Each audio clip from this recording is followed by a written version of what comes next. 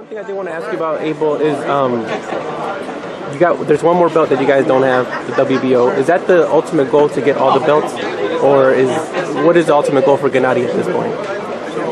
Obviously, the ultimate goal is to retire undefeated, but yeah, the Saunders belt is something that he wants, because he wants to be unified champion. The last unified champion was Bernard Hopkins, and he's always thought a lot about Bernard Hopkins. So to be able to hold the 4 belts and be talked about in the same breath with Bernard would be a highlight for him. But Saunders has got, I believe, the mandatory with Canelo maybe, and if that happens, then it could end up in September. If they fight in September, that is for the 4 belts anyway.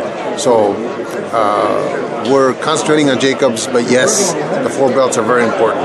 Is Daniel Jacobs the toughest opponent Gennady's faced, at least on paper, in your opinion?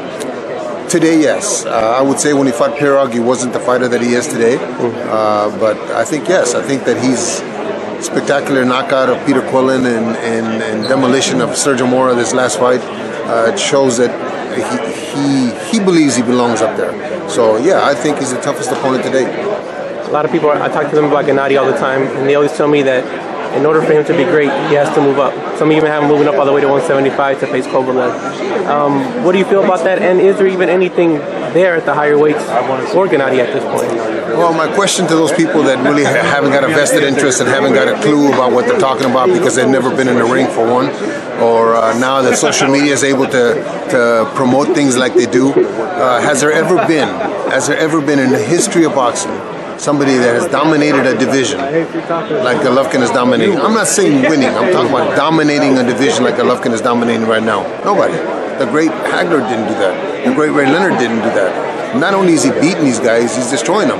And you can't tell me that this has only been, people will say, this is a weak division. You mean this is the only weak division in history? I mean, come on.